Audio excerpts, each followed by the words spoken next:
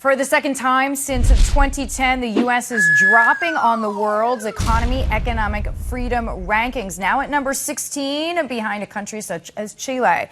Back in 2000, the U.S. was in the top 3. Home Depot co-founder Bernie Marcus back with me now.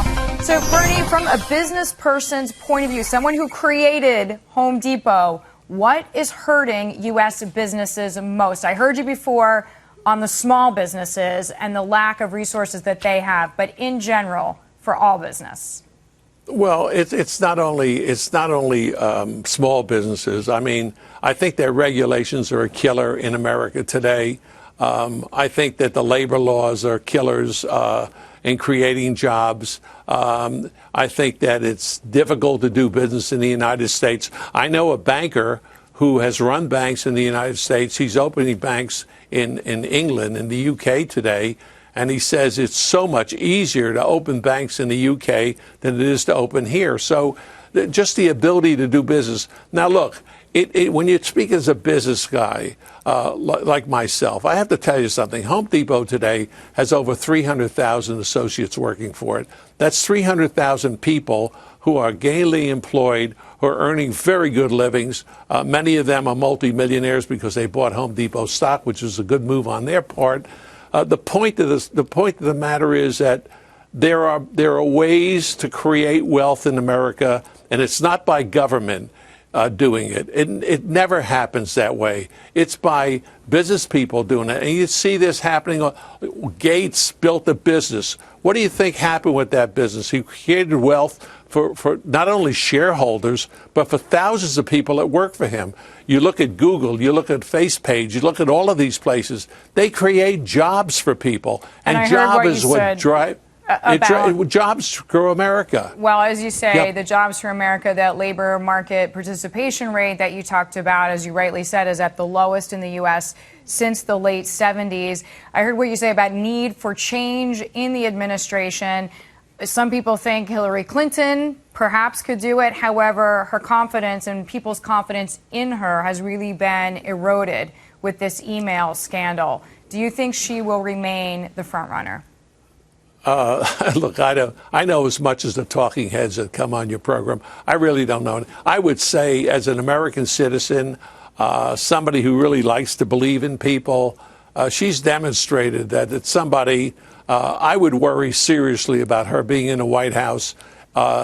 What they have done with their foundation and the multitude of deals that they've worked and become wealthy by her ability to do it as Secretary of State and also as a senator, and all of the deals that have been created with Bill Clinton making his speeches.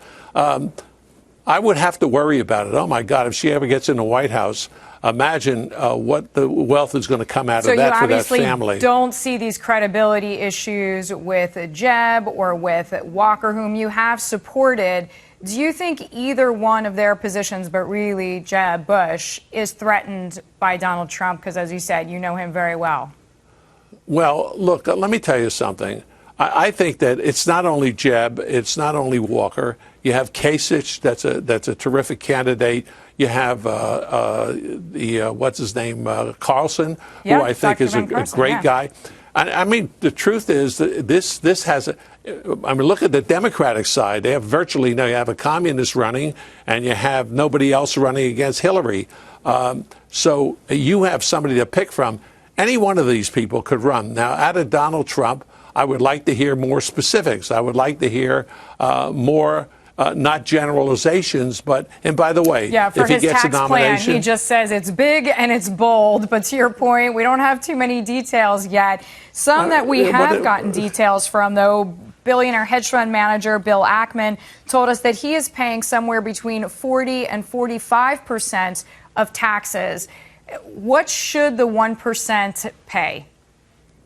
Carlson said it this way. He said everybody should pay an amount, whether it's 1%. Yeah, he has that 10% flat tax idea. Yeah, and by the way, I'm a great believer in that. I think it's a good tax. Look, when the wealthy people, the 1%, make a lot of money, they buy all the cars and boats that they need, but after that they invest. And what do they invest in? They invest in businesses. They invest in stocks. They invest in different things. And all of those things create jobs. And so it goes back again to creating the jobs. The entire, let's forget foreign policy. Let's talk about the economics of this country. If people can't earn a living and people are not satisfied with where they are, if the young people cannot get jobs, you look at Jefferson City, you look at all of these places where they're having riots and killing.